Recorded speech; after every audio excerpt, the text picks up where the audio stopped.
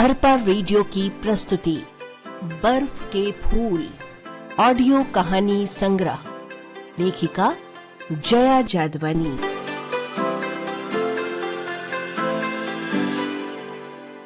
क्या आपने मुझे देखा है? यह एक औरत की तवील तन्हाई, तलाश, तकलीफ और तकलीफ दे प्रेम की कहानी है। जब वह अपने टूटे हुए टुकड़े अपने ही भीतर छिपा लेती है, वह किसी को नहीं दिखाना चाहती, अपने आप को भी नहीं। क्या आपने मुझे देखा है? हम आपको सुनवा रहे हैं लेखिका जया जादवानी के ही स्वर में। क्या आपने उस भूरे लंबे बालों वाले लड़के को देखा है जिसे मैं कई दिनों से देख रही हूँ, जिसने हिप्पी स्टाइल में ढीले ढाले कपड़े पहन रखे हैं, घिसी हुई जीन्स, सलवटों वाली टी शर्ट और खूब सारे जेबों वाली जैकेट। जेबें जो खाली झूलती रहती हैं, तुम्हारी चाहनाओं की तरह। उसके चलने में एक लापरवाह किस्म की लापरवाही है, जैसे वह कहीं नहीं पहुंचना चाहता। मुझे ऐसे लोग अच्छे लगते हैं जो कहीं नहीं पहुंचना चाहते। क्या आपने किसी को कहीं पहुंचते देखा है? ईयरफोन अपने कानों से लगाए वह शायद म्यूजिक के साथ ही इस शहर को देखता है। म्यूजिक बैकग्राउंड का काम करता होगा, जैसे हम फिल्मों में देखते हैं। बहुत सारी चीजें एक साथ, पर जुड़ते उसी से हैं जिससे हमारे भीतर की तान मिल जाए। आप समझ रहे हैं ना मैं क्या कह रही हूँ? जनाब, ये शब्द अक्सर गलत समझे जाते हैं। जब लिखे जा रहे हों तब भी, जब कहे जा रहे हों तब भी। सबसे बेहतर है मौन। रास्ता मुश्किल जरूर है, पर आपको सही जगह पहुंचाता है। अगर आप दूर से इन न जाने किन किन देशों प्रदेशों से आए जवान लड़के लड़कियों को देखें, तो आप इनकी बाबत बहुत कुछ जान सकते हैं। जिस्म का ट्रांसमीटर बहुत पावरफुल होता है। गाता हुआ जिस्म तो बहुत साफ सुनाई देता ही है, रोता हुआ भी सुनाई देता है, बहुत साफ। इन सब की अलग अलग कहानी और घर हैं जिनसे ये ऊब और भाग कर यहाँ आए होंगे। अगर मैं कोई लेखक होती तो जरूर इनके बारे में न जाने कितने किस्से आपको सुना देती, और सब सच होते। हालांकि मैं इनमें से किसी को नहीं जानती। हर लेखक एक चलता फिरता कब्रिस्तान होता है। जिस भी मुर्दे को आवाज देंगे वही उठकर आपको एक कहानी सुनाने लगेगा। देखिए जनाब, जब मैं बहका करूं, आप मुझे टोक दिया कीजिए। हाँ, तो मैं कह रही थी, एक ही दिन अलग अलग 4 जगहों पर मुझे वह लड़का दिखा। माउंटेनिंग इंस्टीट्यूट के घने इलाके में जब मैं सुबह की सैर से वापस आ रही थी, एक पत्थर पर बैठा अपनी मोबाइल पर झुका, वह न जाने क्या कर रहा था। आहट पाकर उसने क्षण भर को अपना सिर उठाया, एक सरसरी सी निगाह मुझ पर डाल वापस उसी मुद्रा में। नहीं नहीं, मुझे जरा भी बुरा नहीं लगा जनाब।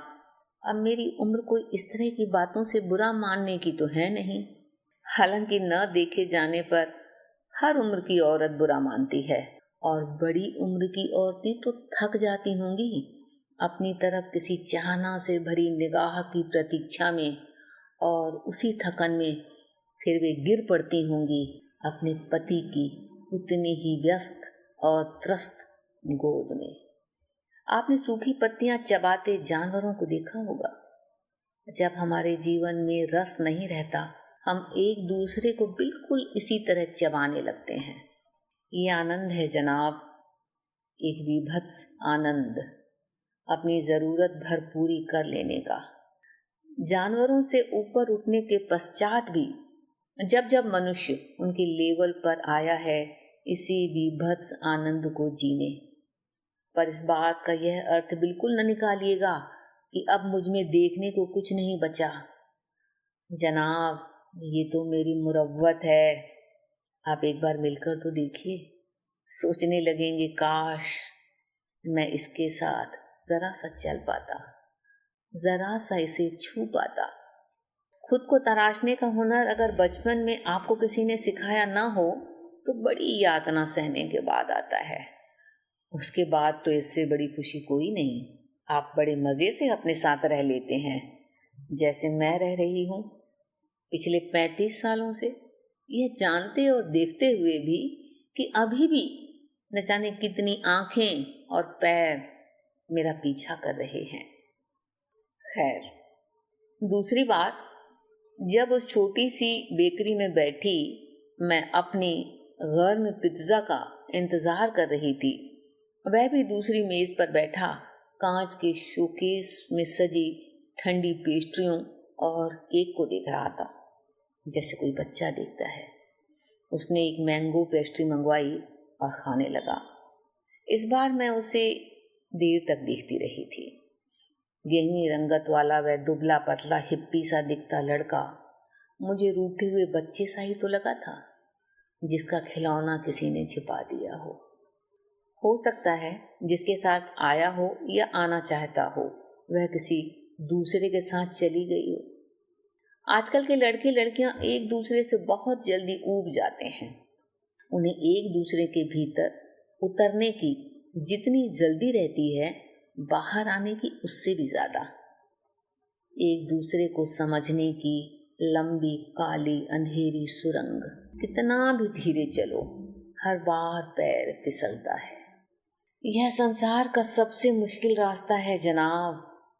बहुत कम लोग बहुत दूर तक जा पाते हैं। खैर, उसके लंबे बाल इस वक्त पोनी की शक्ल में पीछे बंधे हैं। बड़ा सा चिकना माथा, ऐसा जान पड़ता है जैसे मैं कुछ सोच ही रही थी कि उसकी नजर घूमी, मुझ पर पड़ी और मुड़ गई। इस बार मुझे सचमुच अच्छा नहीं लगा। मुझे इतना साधारण किसी ने महसूस नहीं कराया था। मैं मन ही मन हंस पड़ी और उठी, एक निर्णय के साथ अपनी पिज्जा खत्म किए बगैर। तीसरी बार वह उसी बस में बैठा था जिसमें कोठी जाने के लिए मैं बैठी थी। मुझे उम्मीद थी वह ऊपर कोठी में भी जरूर दिखेगा, अपनी मोबाइल से पहाड़ों और झरनों का कोई वीडियो बनाते हुए या अकेले में सिगरेट या बियर पीते हुए। तो मैं उससे खुद बात करने की कोशिश करूंगी, पर वह वहां सचमुच नहीं दिखा। पर वापसी की आखिरी बस में सबसे आगे की सीट पर बैठा था। उस दिन ऊपर कोठी में मैंने उसे ढूंढने के सिवा कुछ और नहीं किया था। सारे नजारों, सारी हरियाली को उस एक चेहरे ने ढक लिया। गनीमत है कि बादल अब तक अछूते थे। उन नीले बादलों पर किसी की परछाई नहीं थी, न उसके चेहरे की न मेरे विचारों की। इत्तेफाकों के ये कैसे सिलसिले थे जो इतना तरतीबवार घट रहे थे। मनाली बस स्टैंड पर जब हम उतरे तो समूचा बाजार गुलजार था। लोग घूम फिरकर वापस आ गए थे। सारी होटल्स और रेस्टोरेंट ठसाठस भरे पड़े थे। मैंने उसे एक बार में घुसते देखा तो न जाने कब से दबी बियर पीने की तलब जोर मारने लगी। मैंने माल से बियर की 2 बोतलें खरीदी और अपने कमरे में वापस आ गई। उस रात मुझे नींद नहीं आ रही थी। मैं सीधी लेटी सफेद छत को निहार रही थी। बाहर अंधेरा था और ठंडी हवा और निस्तब्ध खामोशी। रात के नीम अंधेरे में अपने साथ जागना एक विषादकारी अनुभव साबित होता है। कहते हैं अपने भीतर झांकने का सबसे महत्वपूर्ण क्षण यही रात की घड़ी है, जब आपको अपनी नंगी, ठंड और अकेलेपन से कांपती आत्मा का तीव्र साक्षात्कार होता है। बहुत कठिन क्षणों में मैंने यह साक्षात्कार किया है, जब मेरा पति मेरे जिस्म के खिलौनों से खेलकर, उन्हें तोड़कर, थक कर सो जाता था। तब कभी आपने टूटे हुए खिलौनों के रोने की आवाज सुनी? कुछ औरतें ऐसे ही रोती हैं, अपने उन टुकड़ों के लिए जो फिर उनसे कभी नहीं जुड़ पाते। आप में से अधिकतर जानते होंगे, औरतों के टूटने का सिलसिला अक्सर उनके बचपन से ही शुरू हो जाता है, जब उन्हें साधारणता की बेड़ियों में जकड़ दिया जाता है, जैसे मुझे जकड़ा गया था वर्जनाओं की बेड़ियों से। मेरे भाई को जितनी स्वतंत्रता थी, उससे आधी भी नहीं थी मेरे पास। और मेरा बाप, मुझे नफरत है उससे। 12 साल तक उसने मुझे और मेरी माँ चुप रहती थी। ऐसी कौन सी विवशता होती है जनाब कि औरतें मुंह नहीं खोलती? 12 सालों बाद मैंने मुंह खोला और मैं हॉस्टल भेज दी गई। छुट्टियों में मैं अपने घर जाने के बजाय अपने किसी फ्रेंड के घर जाना ज्यादा पसंद करती थी। कॉलेज के बाद मेरी शादी कर दी गई और फिर मेरा पति। क्या सारे पुरुष एक जैसे होते हैं? नहीं जनाब, मैं यह बात मानने को तैयार नहीं हूं। पर पुरुष अकेलेपन को उस तरह नहीं जान सकता जिस तरह एक औरत जान सकती है। पुरुष औरत के पास जाता तो है ताकत बटोरने, पर उसकी ताकत छीन लेना चाहता है, उससे उसका वजूद तक। वह नहीं चाहता कोई उसको चैलेंज करे। मैंने पहली राहत की सांस ली अपने डाइवोर्स के बाद। मैंने उन सबको अपनी जिंदगी से निकाल बाहर फेंका जिन्हें मैं नहीं चाहती थी, और मैं अकेली हो गई। अकेलापन जो कभी वरदान की तरह लगता है, कभी अभिशाप की तरह। इस वक्त मैंने देखा मेरे भीतर का अकेलापन न जाने कब बाहर चला आया था और चुपचाप मुझे घूर रहा था। आज यह आक्रामक नहीं है। मैंने इस बात का फायदा उठाया और अपना कंबल सिर तक खींच लिया। दूसरे दिन न वह सुबह की सैर पर मिला, न बेकरी में, न बस स्टॉप पर, और मैं दिन भर मॉल पर भटकती रही। शाम को वन विहार में, और 7 दिन यह लुका छिपी चलती रही। कभी नीला आसमान बादलों से ढक जाता, कभी बादल पहाड़ों के उस पार चले जाते। मैं कभी अगस्त की बारीक बारिश में भीगती, कभी भीतर के सूखे से लड़ती। फिर मैंने एक रात उसे ढूंढ लेने का निश्चय किया। जी हाँ, आप बिल्कुल ठीक समझते हैं। मैं रात 9 बजे उस बार में जा पहुंची जहां मैंने उसे जाते देखा था। वह वहीं था। इस वक्त जहां मैं हूं बहुत शोर है, और इस शोर में भी मैं अपनी चेतावनी देती आंसुओं में डूबी आवाज सुन सकती हूँ। उठ, भाग, निकल यहां से। ये तेरी जगह नहीं है, यहाँ कुछ नहीं मिलेगा। मैं सुनती तो हूं पर उठती नहीं। मेरा अपने साथ युद्ध है और मुझे जीतना ही है, बिना अपना सिर काटे। आप पूछ सकते हैं मैंने क्या किया? कुछ नहीं जनाब, जबकि जी चाह रहा है इस समस्त बार को तोड़ फोड़ दूं। ये ग्लास, प्लेट्स, बॉटल्स, सब कुछ नसों को तोड़ता फोड़ता कोई तूफान है जो बाहर आना चाहता है। मैं कस के दबाए बैठी हूँ। मैंने खुद को कभी इस बात की इजाजत नहीं दी कि अपने मन का कर सकूं। जब छाती से रुदन फूटकर बाहर आना चाहता है, मैं हंस रही होती हूँ। जब मेरी प्यास समंदर पी जाना चाहती है, मैं तपती रेत पर चल रही होती हूँ। खुदाया, क्या मैं किसी को अपना वास्तविक रूप दिखा पाऊंगी? आपको क्या लगता है? मैं नहीं जान पाया था। आप बहुत भोले हैं श्रीमान। औरतों के मामले में हम पुरुष बहुत दूर से सूंघ लेते हैं, और इस औरत में तो मुझे कायल करने के समस्त गुण दिखाई दिए। कुछ खास है इसमें। इसके जिस्म में एक पुकार है, आंखों में एक अनछुई सी रह रह कर कांपती चाह। भीतर की चाह कैसे जिस्म की त्वचा पर चमक जाती है, यह तो खुद चाहने वाले को नहीं पता।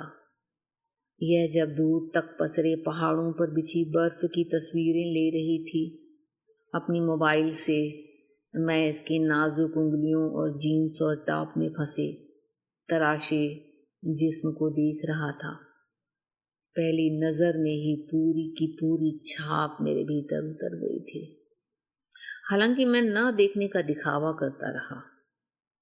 औरतों का किस्सा बड़ा जानलेवा होता है श्रीमान। इनकी भीतर की भूल भुलैया में अगर आप उतर गए तो जहां ले जाकर आपको छोड़ेंगी, आपको वापसी का रास्ता भी नहीं मिलेगा। और अपनी चाहत की बात तो इन्हें भूल कर भी न बताएं।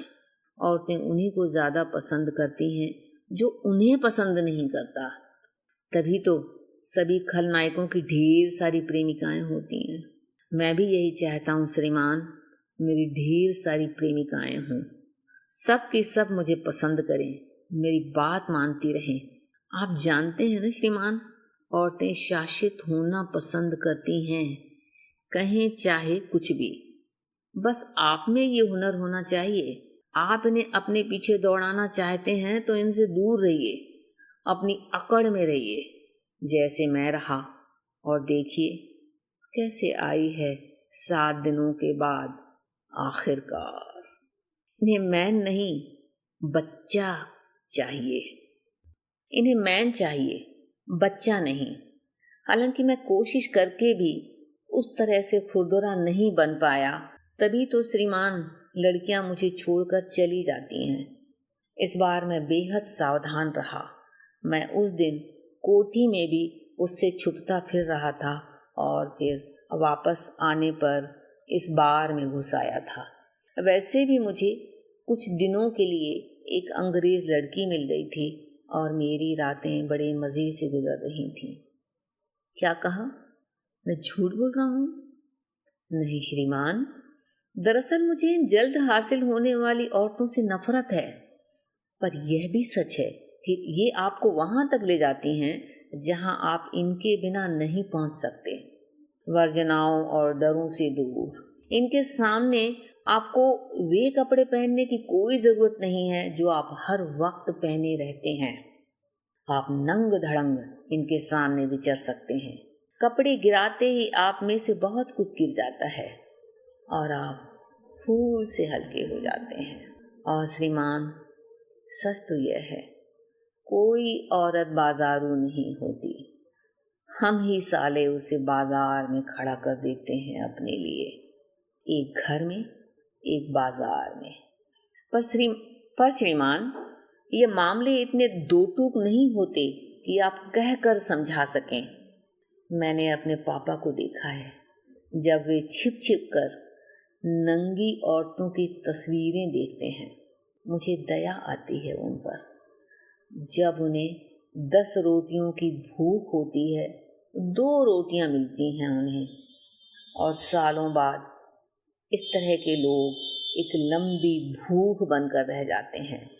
हालांकि शादी नाम की कैद बनाई ही इसलिए गई है कि कोई भूखा न रहे, पर अधिकतर लोग भूखे रहते हैं और सड़क किनारे बनी दुकानों पर टूट पड़ते हैं। देखिए श्रीमान, मैं आपको भटका नहीं रहा। मैं चाहता हूं आपको उस पॉइंट पर खड़ा कर दूं जहां से आप सब कुछ देख सकें। फिर भी ऐसा बहुत कुछ छूट जाएगा जिसे आप पकड़ नहीं सकेंगे, और अगर ऐसा हो तो यही समझिएगा मैं ठीक से अपनी बात समझा नहीं सका आपको। अब वह अंदर आ गई है। आप चुपचाप यहीं बैठे रहिए अपने गिलास के सामने और मुझे अपना काम करने दीजिए। न देह न रूह, किसी को देखकर आप यह अनुमान नहीं लगा सकते कि वह कितनी उजली या मैली है। हम देखते हैं त्वचा या बालों का रंग, आंखों की चमक, चेहरे की ताब और वह खामोश भाषा जो कहने सुनने से परे अपना माया जाल खुद रचती है। मैं जानती हूँ आप क्या सोच रहे हैं मेरे बारे में। क्या मुझे इससे कोई फर्क पड़ता है? जिसके संबंधों का इतिहास आपको नहीं मालूम, उसके बारे में किया गया कोई भी फैसला एक गलत फैसला होगा। जैसे ही मैं उसके सामने बैठी, उसने मुस्कुराकर मुझे देखा। Please come, waiting for you. मेरी आंखें चौड़ी हो गईं। तुम मुझे देखते रहे हो? Of course yes, you are very beautiful. एक जलती हुई लपट हैं आप। कोई भी भस्म होना चाहेगा। तो वह नाटक था कि तुम मुझे नहीं देख रहे? ऑफ कोर्स, आपके निकट आने का पुराना फार्मूला। मुझे हंसी आ गई। कुछ फार्मूले कभी पुराने नहीं पड़ते मैम, कुछ रिश्ते भी कभी पुराने नहीं पड़ते। औरत मर्द का रिश्ता, अगर आप उस दूसरे के बारे में सोच रहे हैं तो यकीन मानिए वह भी आपके बारे में सोच रहा है। आप तो मुझसे ज्यादा एक्सपीरियंस्ड हैं। क्या तुम्हें नहीं लगता दुनिया इस पैक की तरह होनी चाहिए? आओ, पियो और जाओ। एक्सपीरियंस हमारे पाँव की बेड़ी बन जाता है। एक्सपीरियंस के हिसाब से तो मुझे पुरुषों से नफरत होनी चाहिए। मैं आहिस्ता हंस पड़ती हूँ। मुझसे मिलने के बाद आपको पुरुषों से प्यार हो जाएगा, उसने बेहद कोमल स्वर में कहा। अगर मैं सिर्फ तुम्ही से प्यार कर सकूं। अगर ऐसा हो जाए तो मुझे बता जरूर दीजिएगा। तुमसे मिलने वाली सारी लड़कियों की यही गति होती है क्या? नहीं, पर मैं चाहता हूं आपकी हो। और हम दोनों हंस पड़ते। उसने वेटर को बुलाया और मेरे लिए वोदका ऑर्डर कर दी। आपने सोचा नहीं, यह अजनबी आवारा लड़का और मैं एक संभ्रांत महिला, उसने कहा। मैं अपनी सोच से आगे जाना चाहती हूँ और जिसे तुम संभ्रांत होना कहते हो वह बड़ी यातना सहने के बाद आता है। पता नहीं वह समझा या नहीं, पर मुझे उसका उत्साह से दमकता चेहरा अच्छा लगा। मैंने शिद्दत से महसूस किया, जिस चीज की गुजर जाने के बाद बेतहाशा तलब होती है वह है जवानी। जब सारी दुनिया तुम पर टूट पड़ना चाहती है तब तुम भागे भागे फिरते हो, और जब तुम उन पर टूट पड़ना चाहते हो तो वे भागी भागी फिरती हैं। मैं उससे बहुत सी चीजें कभी नहीं कहूंगी, वह नहीं समझेगा। वह समझे मैं चाहती भी नहीं हूं। आप क्या करती हैं? मेरा एक बुटीक है जिसे मैंने पिछले 15 सालों की अनथक मेहनत से खड़ा किया है। अपने डाइवोर्स के बाद वे बड़े कठिन दिन थे। सच तो यह है, अपने काम को अपना जीवन सौंपने के बाद आपके पास बहुत कुछ बचा नहीं रह जाता, या अगर बचता भी होगा तो आपको पता नहीं चल पाता, और आप चाहते भी नहीं हैं आपको पता चले। तुम्हें पता है हम सबसे ज्यादा किससे डरते हैं? खुद से। इंटरेस्टिंग, मैं भी खुद से डरती थी, अपनी मांगों से, अपनी चाहनाओं से। और अब आपने खुद से डरना छोड़ दिया है। मैं खुद को दिखा देना चाहती हूँ कि मैं तुमसे नहीं डरती। मैंने मुस्कुराकर कहा तो वह बहुत जोर से हंस पड़ा। मैं उसकी हंसी देखती रही। वह मुझे गौर से देखता अपनी वोदका पी रहा है। बहुत आहिस्ता आहिस्ता हम एक दूसरे की तरफ बढ़ रहे थे। शुरू में तो वह मुझसे मैम मैम कहकर बात करता रहा। आखिर में कम से कम मुझसे 10 साल बड़ी थी। फिर धीरे धीरे हम खुलते चले गए। उसने बताया कि अपनी पढ़ाई पूरी करने के बाद वह एक ऐसे जॉब की तलाश में है जो उसके पांव की बेड़ी न बने। उसके पहले वह यूं ही एक आवारा किस्म की जिंदगी जीना चाहता है। आवारा किस्म की जिंदगी, इन शब्दों को मैं एक एक घूंट की तरह पीती रही। क्या यह सिर्फ पुरुषों के भाग्य में है। इसके पहले कि तुम्हें शादी के खूंटे से बांध दिया जाए, इस खूंटे से तो मैं बंधने से रहा। आपको बताने में कोई हर्ज नहीं है कि मैं 2 साल लिव इन रिलेशन में रहा हूं। फिर क्या, सब खत्म। वह चली गई।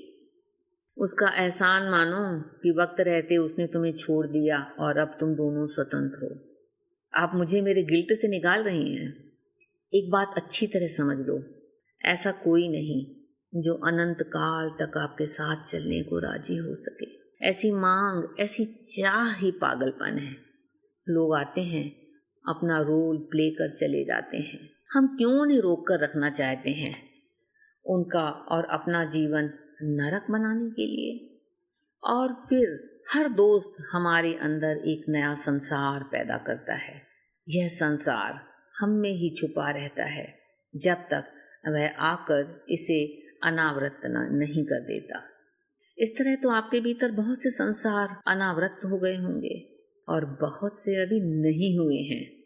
मैं मुस्कुराती रही। जिस क्षण गलत समझे जाने का भय आपके भीतर से निकल जाता है, उस क्षण के बाद अपना सच जीने का हुनर आपको आ जाता है।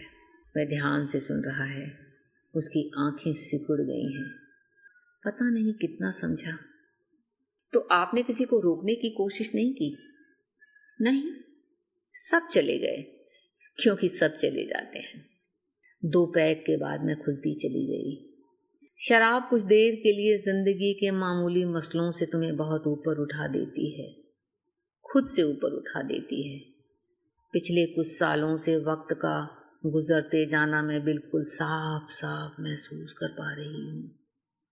क्यों चाहती हूँ मैं इसका साथ, अपने अकेलेपन से मुक्ति पाने के लिए। मुझे उस नशे में एक तीव्र एहसास हुआ।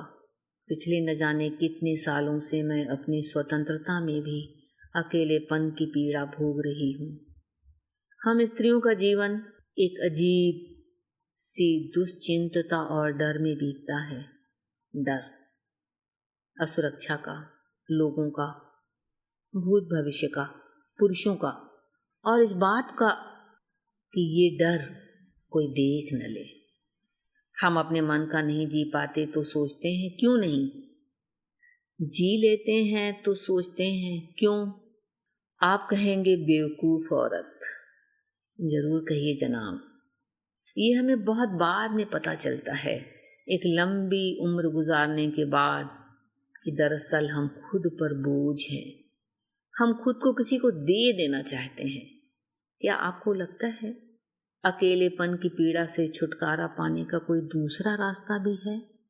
हम दोनों के हाथ में तीसरा पैग है। मैं उसकी आंखों में अचानक पैदा हुई लपट साफ देख पा रही हूँ। वह कभी आगे बढ़ता, कभी पीछे हटता जान पड़ता है। मुझे हंसी आ रही है। देह और मन का यह द्वंद्व मेरे लिए कितना जाना पहचाना और यातनादायी है। ये दोनों कभी एक दूसरे से हाथ नहीं मिलाते। देह नैसर्गिक होना चाहती है, मन उसे बांध कर रखना चाहता है। मैंने उसे कुछ नहीं कहा। उसने चौथा पैग बनाकर दिया और इसके बाद मुझे सिर्फ इतना याद है कि उसके कंधे का सहारा लेकर मैं बाहर आई थी। ऑटो में बेसुध बैठी थी और उसके बाद अपने कमरे में।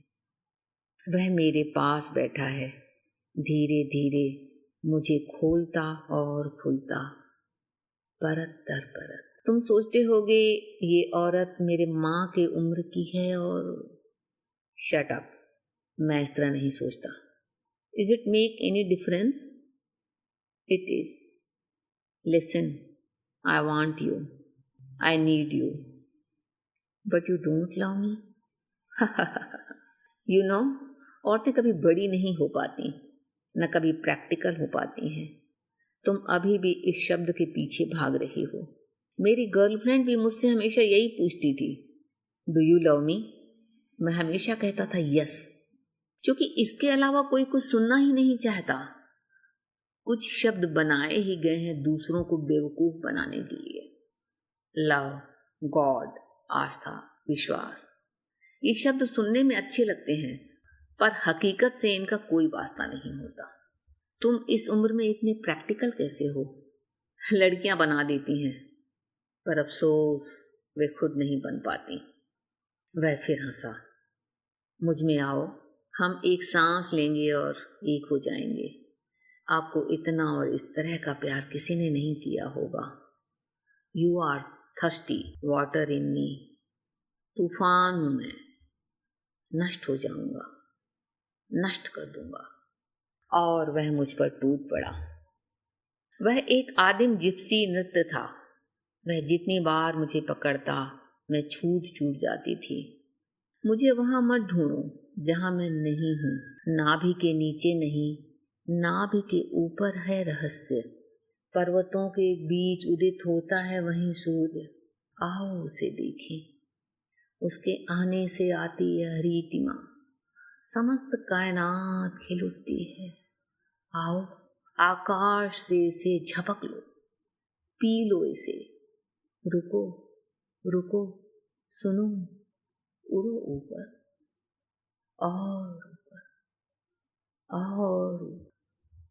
तुम्हारे पंख कितने बेचैन हैं, और ये बादल हमें कहाँ उड़ाए लिए जा रहे हैं।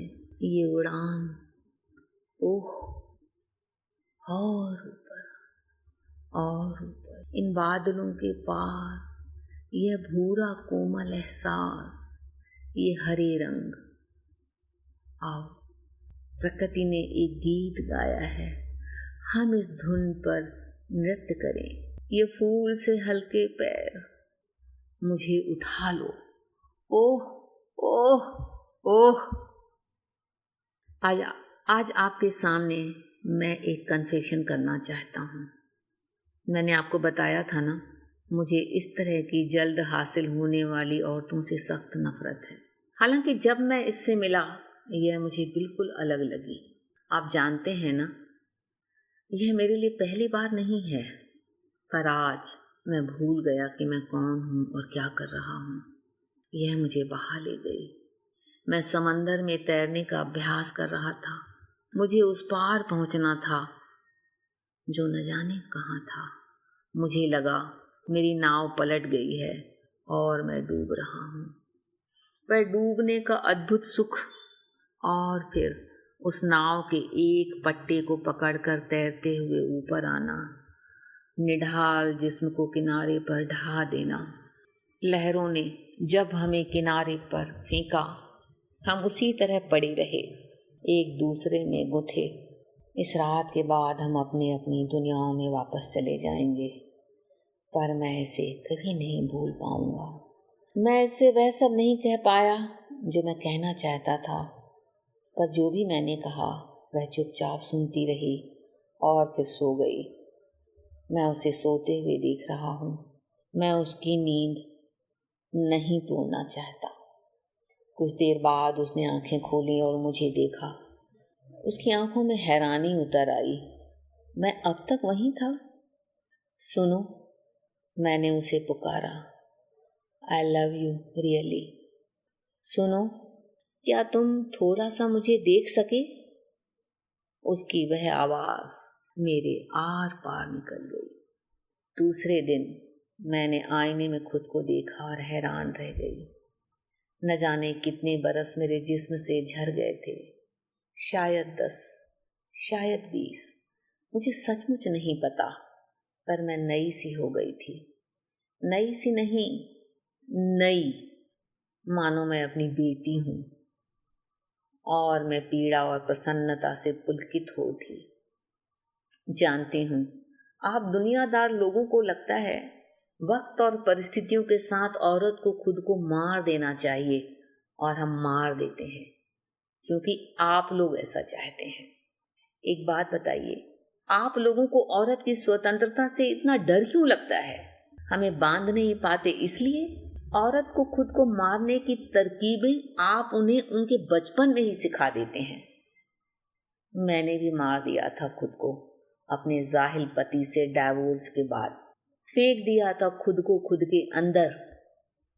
पर क्या करूं, सालों बाद जब ढक्कन उठाकर भीतर झांका तो अपनी सांसें चलती हुई पाई। अपने अनजाने में जिंदा थी, और ये जो आईने के सामने खुद को निहार रही है ना, वही है। यकीन नहीं आता आपको तो इसकी आंखों में देखिए, इन्हीं आंखों के अंदर नीचे उतरने वाली सीढ़ियां हैं। क्या कहा? आपका इससे कोई परिचय नहीं है? जानती हूं जनाब, ऐसी औरतों को आप घरों में रहने कहाँ देते हैं। घरों में तो वो क्या कहते हैं, पालतू मुर्दा औरतें रहती हैं, जो किसी रोबोट की तरह आपके बताए काम करती हैं। घरों में ये जिंदा औरतें नहीं रहती, ये अपने अंदर छिपकर बैठी रहती हैं, और आप उनसे कभी नहीं मिल पाते। कभी इनसे मिलने की ख्वाहिश हो तो जरा संभल कर ये सीढ़ियां उतरिएगा। अपना हाथ छूटा तो खुद को कभी ढूंढ नहीं पाएंगे। आप सुन रहे हैं रेडियो अर्पा।